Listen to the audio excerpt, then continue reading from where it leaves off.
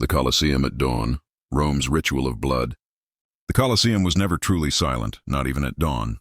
As the first pale light crept over the city, the enormous arches of the arena caught the glow, casting long shadows across the ancient stone.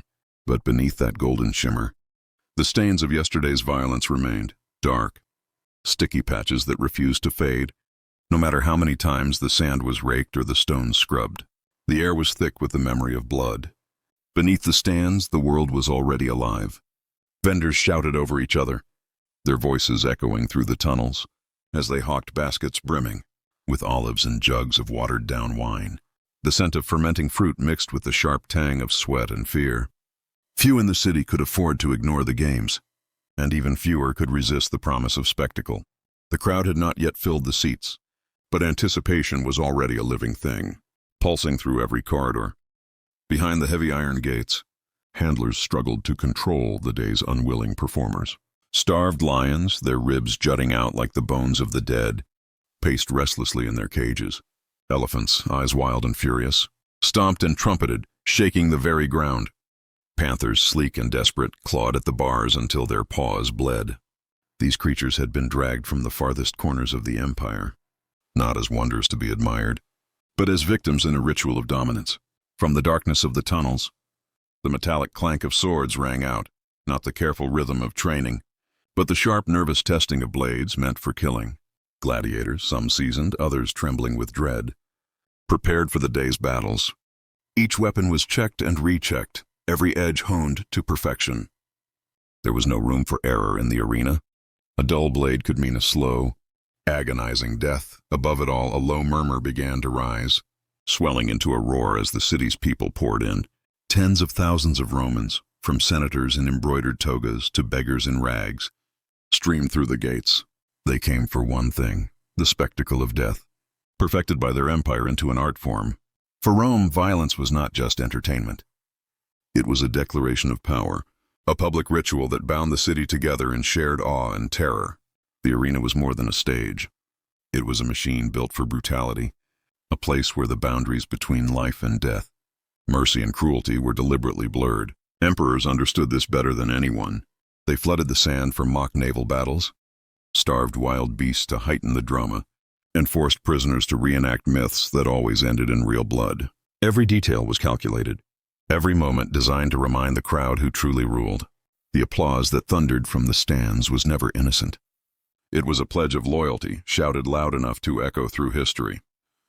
To cheer was to belong, to be part of the empire's grand illusion of control, and to remain silent in the presence of such orchestrated violence was to risk suspicion, or worse. Today, as the gates creak open and the first rays of sunlight spill across the sand, we step directly into that shadow. We are about to witness the most savage and inhumane spectacles ever devised, events so extreme that even hardened Romans sometimes recoiled.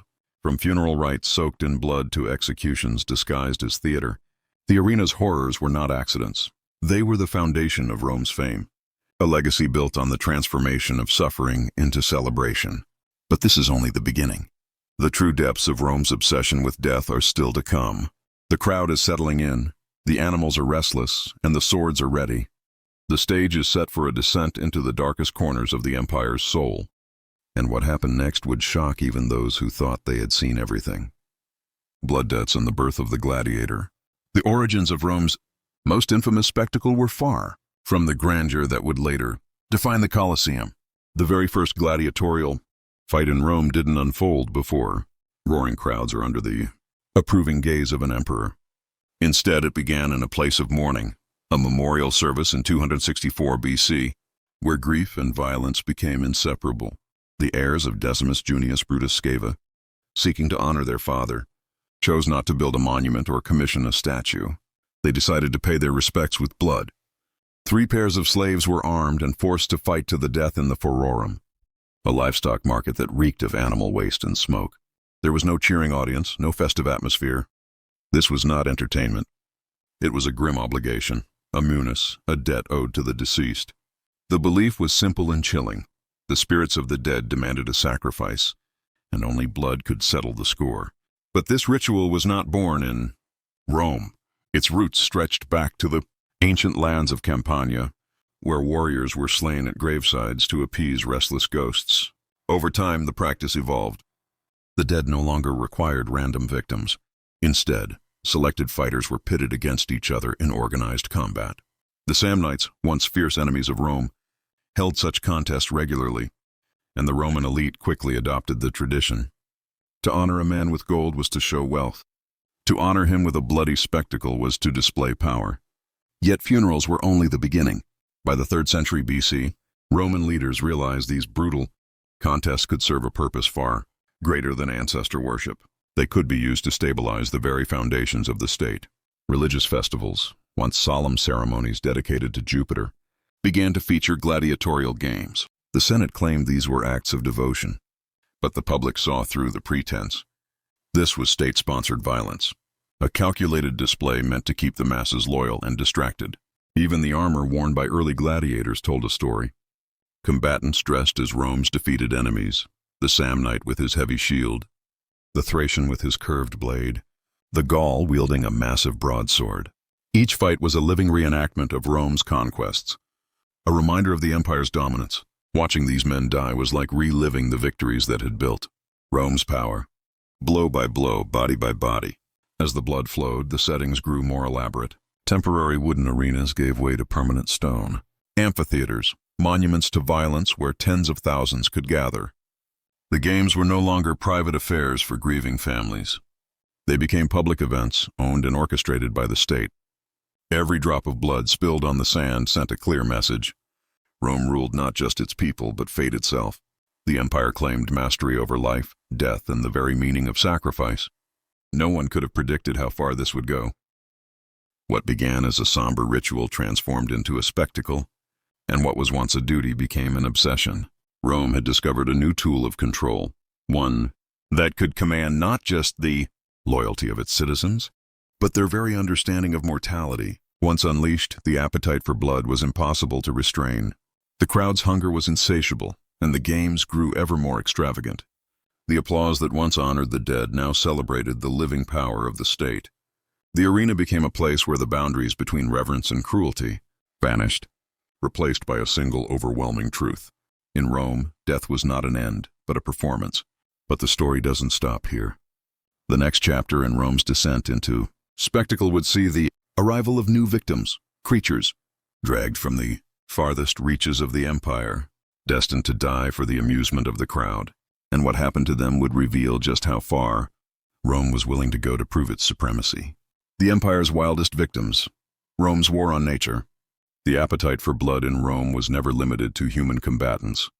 As the games evolved, the empire's hunger for spectacle demanded new victims, creatures that had never before set foot in the city, let alone its infamous arena. The Romans called these events venation, or hunts. But what unfolded was far from a fair contest. It was a declaration of supremacy, a message to the world that not even nature itself could escape Rome's grasp. The scale of these hunts was staggering. Lions from North Africa, leopards from the Caucasus, crocodiles dragged from the Nile, and even giraffes, creatures so strange that Romans invented new names for them, were all paraded before the crowd. Julius Caesar set the standard in 46 BC, unveiling a giraffe to a stunned audience. They called it a camelopard, a blend of camel and leopard, because Rome had no word for such a bizarre animal. But the novelty was short-lived. The giraffe, like so many others, was released onto the sand, not to be admired, but to be slaughtered. The message was unmistakable. If Rome could capture the most exotic creatures on earth, it could conquer anything. The logistics behind these spectacles were as brutal as the events themselves. Rare animals were hunted across continents, chained and dragged through deserts, shipped down rivers, and kept alive just long enough to meet their end in the arena. Convoys of handlers risked their lives to deliver these living trophies, braving attacks from the very beasts they transported. The journey was a gauntlet of suffering, and by the time the animals reached Rome, many were already broken in body and spirit. But the cruelty didn't end there. Researchers have uncovered bones bearing the marks of deliberate starvation, evidence that lions and bears were intentionally weakened before their final moments. The goal was simple: ensure a quick, bloody spectacle for the crowd. Even elephants, once the terror of Roman armies during Hannibal's campaigns, were reduced to props in this theater of death. Driven into the arena, they were butchered to the sound of thunderous applause. The opening of the Coliseum in AD 80 marked a new peak in this orgy of violence. Emperor Titus presided over games that reportedly claimed the lives of more than 9,000 animals in a single celebration. The sand ran red with blood, and the crowd roared its approval. Each animal killed was more than a casualty. It was a symbol, a living testament to the empire's boundless reach. To the Romans, these deaths proved that their dominion extended beyond people and cities, into the very heart of the wild. Some emperors turned the hunts into personal performances. Commodus, obsessed with his own image, entered the arena dressed as Hercules, slaying hundreds of animals with his own hand. But the reality was far less heroic than the legend. The animals were often restrained, injured, or starved to guarantee the emperor's victory. The crowd cheered not out of admiration, but out of fear. Silence in the presence of imperial power could be fatal. Yet beneath the spectacle, a quieter tragedy unfolded. Ancient writers like Pliny the Elder warned that entire species vanished from their native lands, hunted to extinction to satisfy Rome's insatiable appetite for entertainment. Lions, leopards, elephants, once rulers of their own domains, were driven to the brink, their populations decimated for the fleeting thrill of the crowd. The Colosseum was not just a stage for death. It was an ecological disaster, a machine that devoured the natural world as eagerly as it consumed human lives. But for Rome, extinction was a minor concern. What mattered was the illusion of control, the belief that even the wildest, most untamable forces could be subdued and destroyed for the pleasure of the masses. Each animal that fell on the sand was another stone in the edifice of imperial power, another reminder that nothing was beyond Rome's reach. And as the games grew ever more elaborate, the line between spectacle and savagery blurred further. The next evolution would see the arena transformed into a place where not just animals, but the very rules of combat were twisted to maximize suffering. The crowd's appetite was growing, and Rome was ready to feed it with horrors no one had dared imagine. Twisted games, the orchestrated cruelty of the arena. When most people picture a gladiator, they imagine two evenly matched warriors locked in a battle of skill and honor. But the reality inside Rome's arenas was far more disturbing. The games thrived on imbalance, on contests designed not for fairness, but for maximum brutality. Rome's genius wasn't just in its engineering or military might. It was in its ability to turn suffering into a spectacle, to invent new ways to keep the crowd's bloodlust alive. The rules of the arena were never set in stone. Instead, they shifted constantly, manipulated to create the most shocking outcomes. Strange weapons were introduced, some so unwieldy they seemed designed more for humiliation than for combat. Gladiators were sometimes forced to fight with shields too heavy to lift, or helmets so large they could barely see. The point wasn't to test skill, but to guarantee a show, one where agony and desperation were on full display. Not all who entered the arena were trained fighters. Many were prisoners, condemned criminals or enslaved people, forced into the sand with no hope of survival. Some were dressed in ridiculous costumes, handed blunt wooden swords, and sent out to face seasoned killers. The crowd jeered as these unfortunates stumbled and fell, their deaths disguised as sport, but serving as public executions. It was a cruel joke, a way for Rome to turn punishment into entertainment, and remind everyone watching of the consequences of defiance. Even the weapons and armor took on symbolic roles. The retiarius, armed with a net and trident, faced off against the secutor, whose smooth, rounded helmet was designed to deflect the net's snare. These matchups were less about skill and more about anticipation, a living puzzle, where the crowd waited to see if the net would entangle its target or if the blade would find its mark. Every pairing was carefully chosen to maximize suspense, to keep the audience teetering between hope and horror. The scale of the violence was staggering. Sometimes a single gladiator would be pitted against multiple opponents, forced to fight until exhaustion or death. On other occasions, entire groups clashed in mock battles, transforming the arena into a miniature war zone. The sand became a mire of blood, shattered armor, and broken bodies. When the novelty of these battles began to fade, the organizers pushed the boundaries even further. In the 1st century AD, women were introduced to the arena as gladiatrices. Ancient writers like Juvenal mocked them, but the records are clear. These women fought real battles, sometimes against men, sometimes against animals, and sometimes against each other. Their presence was a direct challenge to traditional gender roles, but it also revealed a deeper truth. In Rome, no one was safe from being turned into a spectacle. The arena was an equalizer, but only in its capacity for cruelty. The suffering was often amplified by the very equipment meant to protect. Some helmets were so restrictive that fighters could barely see or hear, forced to battle half-blind while the crowd howled with laughter. Others were so heavy that simply lifting one's head became a struggle. Armor was not always about safety.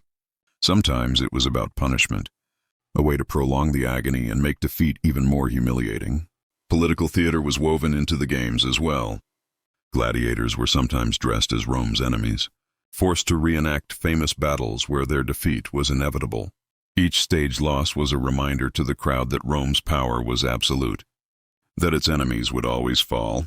Every mismatch, every bizarre variation, every challenge to the expected was carefully planned to keep the audience shocked, submissive, and hungry for more.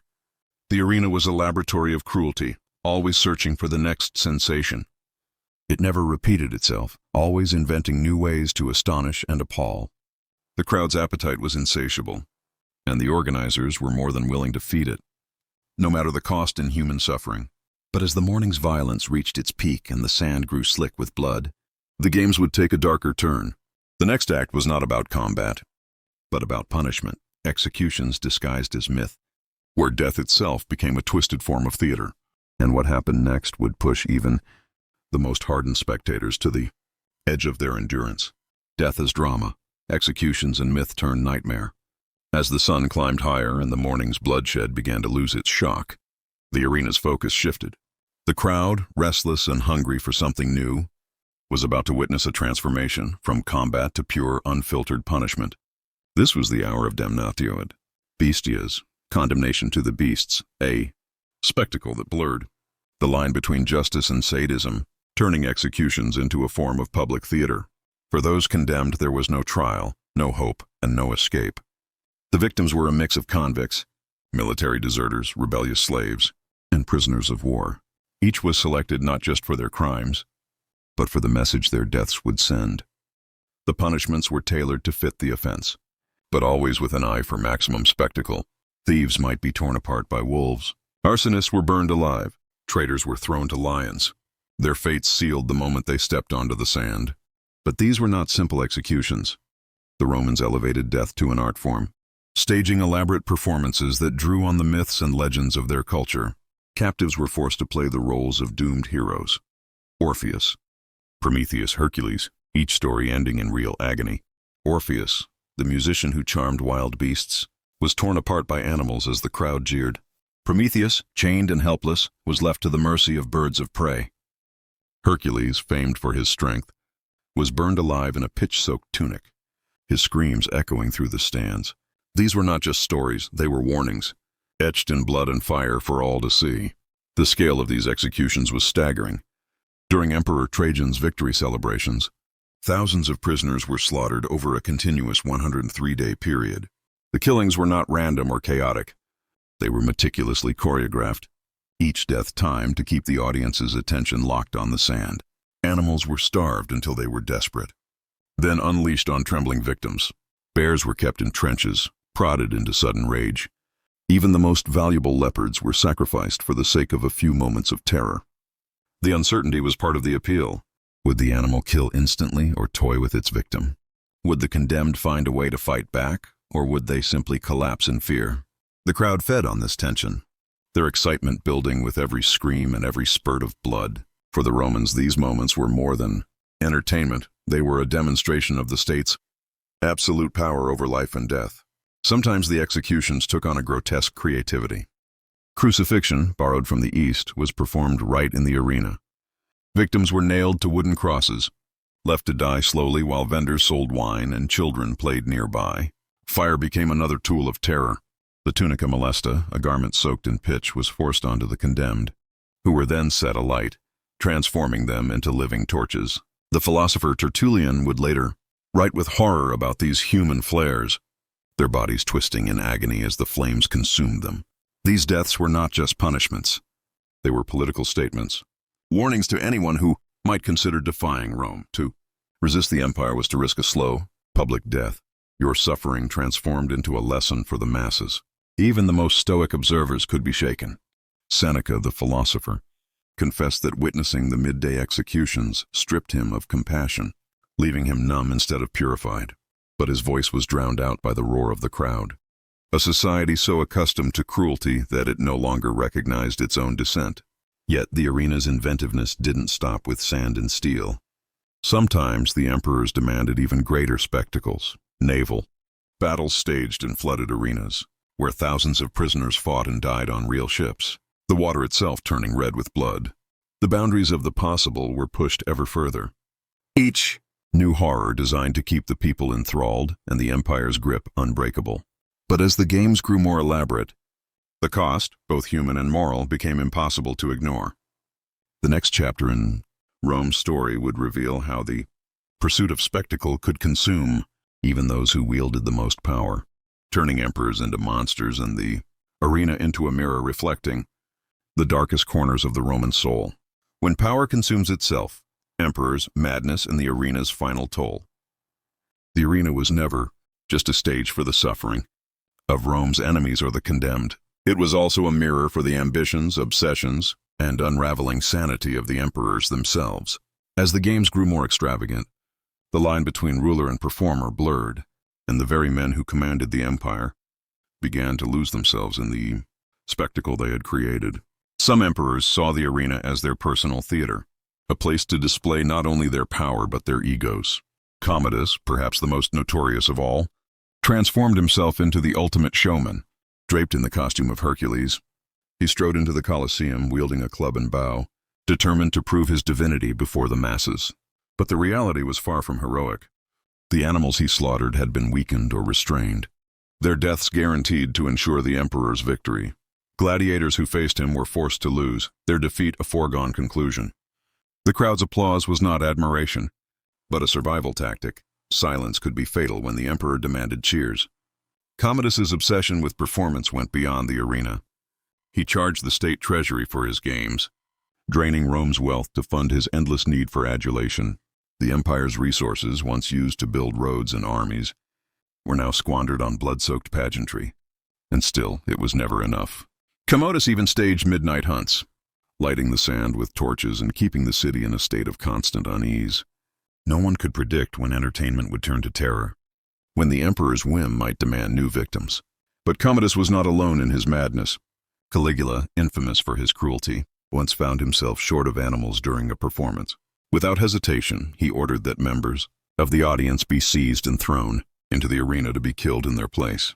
The message was chillingly clear. In Rome, the boundary between spectator and victim could vanish in an instant. Nero, obsessed with his own image, used the arena as a stage for his twisted sense of artistry. Captives were dressed as tragic characters from myth and executed in ways that mimicked their fictional fates. Nero called it art. Rome called it insanity.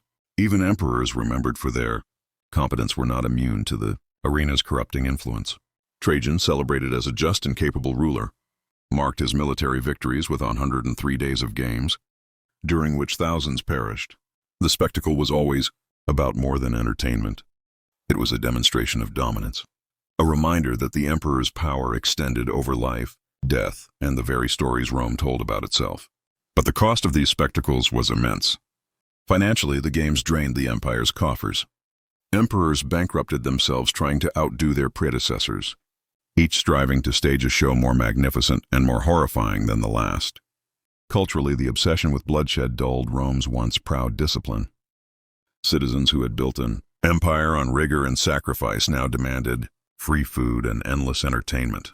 The satirist Juvenal captured this decline with the phrase bread and circuses, a bitter observation of a society that had traded its values for spectacle. Not everyone was blind to the consequences. Philosophers, poets, and early Christians saw the rot beneath the surface. Seneca lamented that the midday executions numbed his compassion, warning that the violence of the arena seeped into daily life, eroding the very fabric of society. Cicero, decades earlier, had denounced gratuitous cruelty, even as he acknowledged that the people demanded the games as proof of imperial generosity.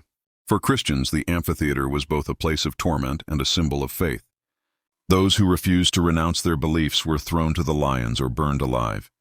their deaths twisted into public amusement. Tertullian condemned the games as nurseries of cruelty, a damning indictment of an empire that celebrated evil as entertainment. As the centuries passed, the cost of spectacle became unsustainable. The empire's borders weakened, its resources dwindled, and the once mighty arenas began to crumble. By the 5th century, the Colosseum stood silent and empty, its stones echoing with the ghosts of 1,000 tragedies. The crowds were gone, but the questions remained. Could a civilization that taught its people to delight in suffering truly endure? History suggests otherwise. Today, the Colosseum still towers over Rome, battered but unbroken. Tourists wander its corridors, marveling at the architecture. But the true story is harder to face. The arena was a machine for manufacturing obedience, a place where violence became routine and power devoured itself. Every staged hunt, every execution, every myth twisted into agony served a single purpose: to project the illusion of eternal authority. But in the end, the empire that worshipped cruelty collapsed under the weight of its own excess. And so, as we stand in the shadow of those ancient stones, we are left to wonder, which of these horrors, the animal hunts, the human torches, or the emperors, intoxicated by their own performances, most clearly reveals the darkest depths of Rome's spirit? Share your thoughts in the comments. And if this journey into Rome's ruthless past has captivated you, make sure to subscribe so you don't miss our next exploration into the secrets of history. Until then, remember, the Colosseum may be silent, but the echoes of its cruelty still linger in the stones. The legacy of blood, Rome's warning to the future. The Colosseum's stones have outlasted the empire that built them, standing as a silent witness to centuries of violence, ambition, and spectacle. But while the crowds have vanished and the sand is no longer stained with fresh blood, the legacy of Rome's arenas continues to haunt the world. The echoes of those ancient cheers and screams still ripple through history, raising uncomfortable questions about power, entertainment, and the human appetite for cruelty. For centuries, the games were more than just a diversion. They were a tool of control, a way for emperors to bind the population to their will. Every staged hunt, every execution, every myth twisted into a nightmare was a lesson, teaching Romans to equate violence with authority and obedience with survival. The arena was a place where the state's power was made visible, where the boundaries between ruler and ruled, performer and spectator, could dissolve in an instant. The message was always clear: Rome was eternal, and its reach was absolute. But beneath the surface, the cost of this obsession was mounting. The endless demand for new spectacles drained the empire's treasury, forcing emperors to spend fortunes on ever more elaborate displays. The pursuit of novelty led to the extinction of species, the destruction of lives, and the erosion of the very values that had once made Rome strong. The games, once a symbol of unity and power, became a desperate attempt to distract a restless population from the cracks spreading through the empire's foundations. Writers and thinkers of the time saw the danger, even as the crowds clamored for more. Seneca, disgusted by the midday executions, warned that the violence of the arena was seeping into everyday life, numbing compassion and corrupting the soul of the city. Juvenal, with biting satire, mocked the people's insatiable hunger for bread and circuses, seeing in it the decline of civic virtue and the rise of a culture addicted to spectacle. Early Christians, forced to choose between faith and survival, became martyrs in the sand, their deaths both a condemnation of Roman cruelty and a testament to the power of belief. As the centuries passed, the empire's obsession with blood and spectacle became its undoing. The resources that once built roads, aqueducts, and armies were squandered on games that grew ever more extravagant and meaningless. The discipline and unity that had forged an empire gave way to decadence and division. When the end finally came, the arenas stood empty, their silence a stark contrast to the chaos that consumed Rome. Yet the lessons of the Colosseum did not vanish with the fall of the empire. The fascination with violence as entertainment, the use of spectacle to distract and control, the willingness to sacrifice compassion for the thrill of the crowd. These are shadows that linger, resurfacing in new forms across the ages. From public executions in medieval squares to the modern obsession with sensational media, the questions raised by Rome's arenas remain disturbingly relevant. Today, as visitors wander the ruins, snapping photos and marveling at the engineering, it's easy to forget the true purpose of these stones. The Colosseum was not just a marvel of architecture, it was a machine for shaping minds, a place where brutality became routine and the boundaries of humanity were tested and often broken. The real legacy of Rome's games is not found in the faded glory of its monuments, but in the cautionary tale they offer to every society that follows. Can a civilization that celebrates cruelty, that turns suffering into spectacle, truly endure? History suggests the answer is no. The empire that once seemed invincible collapsed under the weight of its own excess, leaving behind only ruins and warnings. The Colosseum stands as both a monument to human achievement and a grave marker for the values that were lost along the way.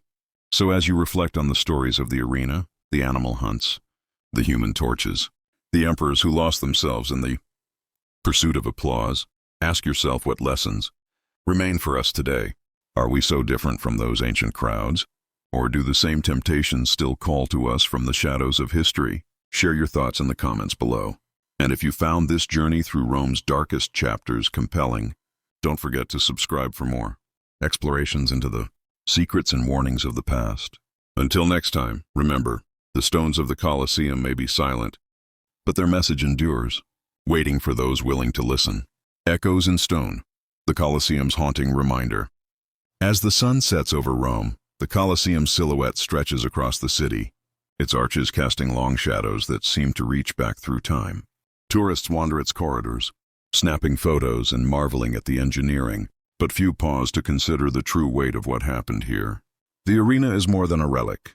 It is a silent witness to centuries of orchestrated brutality, a monument not just to Roman ambition, but to the darkest corners of human nature. Walking through the ancient tunnels, it's easy to imagine the chaos that once filled these spaces. The shouts of vendors hawking olives and wine, the clatter of swords being tested, the restless growls of starved animals, all of it building toward a single, chilling purpose. The sand that once soaked up the blood of thousands now lies quiet, but the memory of violence lingers in every stone. The Colosseum is a place where the past refuses to be forgotten, where echoes of suffering still seem to breathe through the walls. For the Romans, the games were more than entertainment. They were a ritual, a demonstration of power, and a tool for shaping society. Every spectacle, from the grandest naval battle to the most humiliating execution, was designed to send a message. Rome was eternal, and its authority was absolute. The crowd's cheers were not just for the victors, but for the system itself, a system that demanded loyalty, submission, and a willingness to look away from the suffering of others. But beneath the surface, the cost was immense. The endless pursuit of novelty and shock drained the empire's resources, corrupted its values, and numbed its people to compassion. The games that once unified the city eventually exposed its deepest divisions. As emperors competed to outdo one another in extravagance and cruelty, the very foundations of Rome began to crack.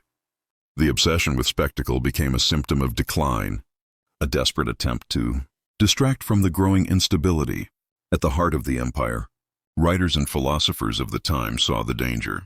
Seneca, haunted by the midday executions, warned that the violence of the arena was seeping into daily life, eroding the moral fabric of society. Juvenal's biting satire captured the emptiness of a culture addicted to bread and circuses, while early Christians, martyred in the sand, turned their suffering into a quiet act of defiance.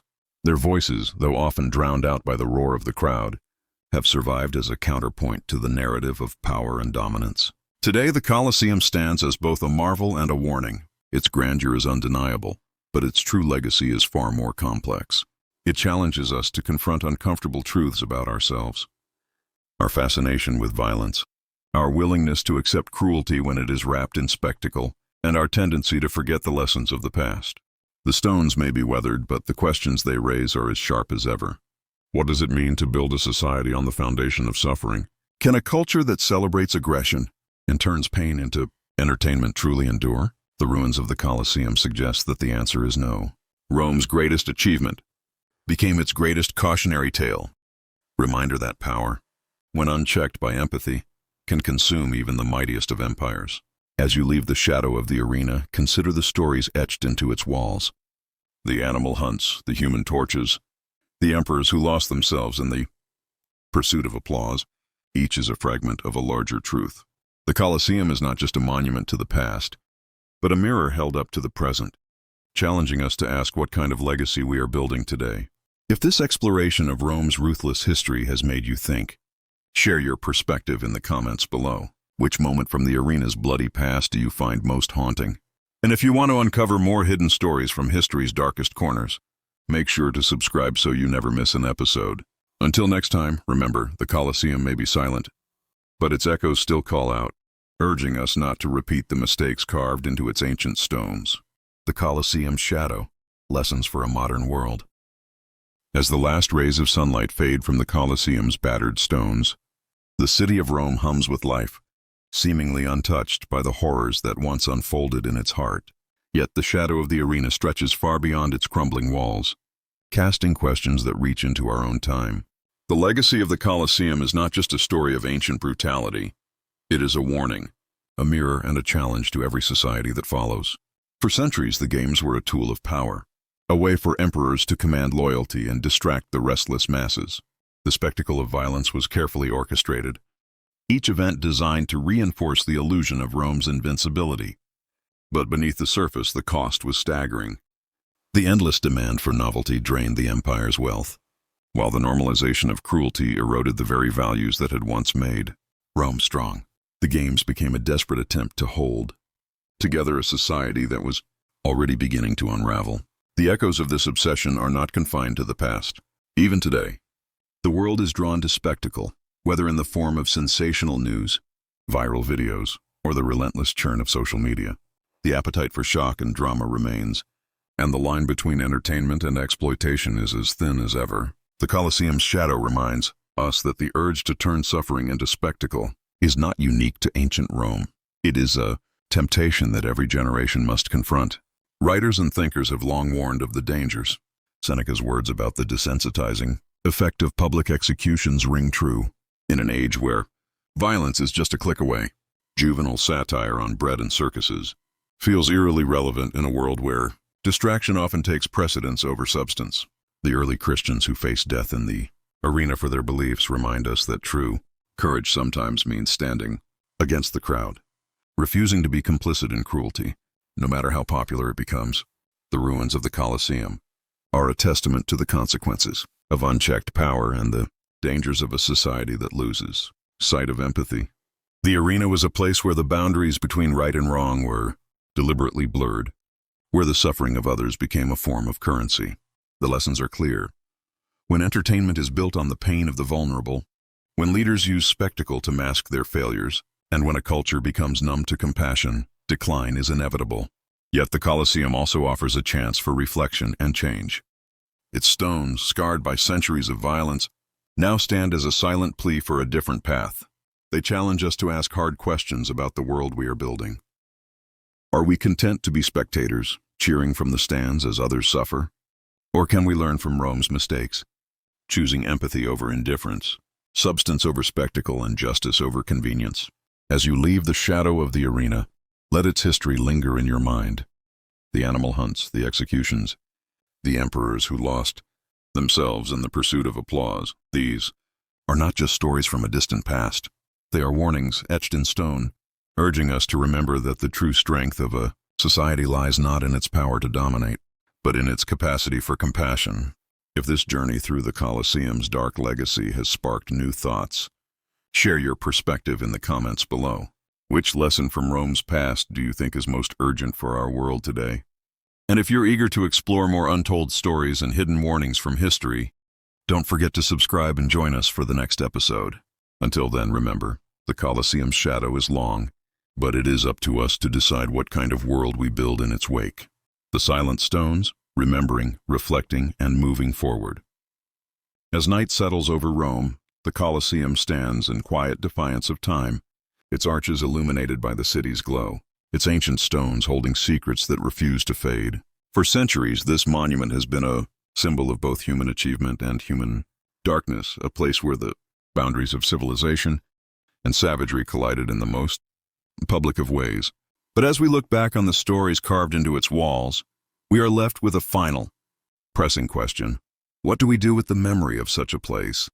The Colosseum is more than a tourist attraction or a relic of a fallen empire. It is a living reminder of the choices societies make when faced with the temptation of spectacle over substance, of power over principle. Every stone, every scar, every echo in its corridors is a testament to the consequences of turning pain into entertainment and authority into oppression. The lessons it offers are not just for historians or travelers, but for anyone who wonders how civilizations rise, thrive, and ultimately fall. Walking through the shadowed passageways, it's impossible not to feel the weight of history pressing in. The laughter and screams of ancient crowds seem to linger in the air, mingling with the footsteps of modern visitors. The arena's silence is deceptive. Beneath it lies a chorus of voices, victims, victors, emperors, and outcasts, all woven into the fabric of Rome's story. Their suffering and triumphs, their hopes and fears, are etched into the very bones of the building. But the Colosseum's greatest lesson is not just about the past. It is a challenge to the present and a warning for the future. The same forces that once filled these stands, greed, fear, the hunger for distraction, are still at work in the world today. The forms may have changed, but the dangers remain. The temptation to look away from injustice, to accept cruelty as normal, to let spectacle replace substance. These are the pitfalls that every society must guard against. Yet, there is hope in remembering. By facing the truth of what happened here, we can choose a different path.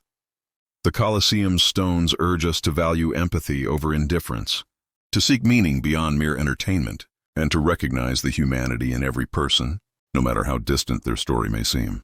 The arena's silence is not just an absence of sound. It is an invitation to reflect, to question, and to act. As you leave the Colosseum behind, let its shadow remind you that history is never truly past. The choices we make today, about justice, compassion, and the use of power, will shape the stories that future generations inherit. The ruins of Rome are not just a warning of what can go wrong, but a call to build something better, to ensure that the mistakes of the past are not repeated. So, as we close this chapter on the Colosseum's brutal legacy, ask yourself, what kind of world do you want to help create? Will you be a spectator content to watch from the stands, or will you step onto the stage of history and choose empathy, courage, and truth? Share your thoughts in the comments below. Which lesson from Rome's past resonates most with you? And if you're ready to keep exploring the hidden stories and hard truths of history, make sure to subscribe and join us for the next journey. Until then, remember, the Colosseum may stand in silence, but its stones are never truly still. They wait for us to listen, to learn, and to carry their message forward. One choice, one story, one generation at a time. As the night deepens, the Colosseum stands alone beneath the Roman sky, its arches glowing softly in the city's golden light. The crowds are gone, the sand is undisturbed, and only the whisper of the wind moves through the ancient corridors. Yet if you listen closely, you might still hear the distant echoes, the clash of steel, the roar of the crowd, the final cries of those who faced their fate on this blood-soaked stage. The stones remember everything. Every triumph, every tragedy, every moment when humanity was tested and found wanting. The Colosseum is more than a ruin. It is a silent witness, a reminder that the choices of the past still shape the world we inherit. As you turn away from its shadow, ask yourself, what stories will our own monuments tell? Will we be remembered for compassion or for cruelty disguised as entertainment? The answer, as always, is written not in stone, but in the choices we make, today and every day after.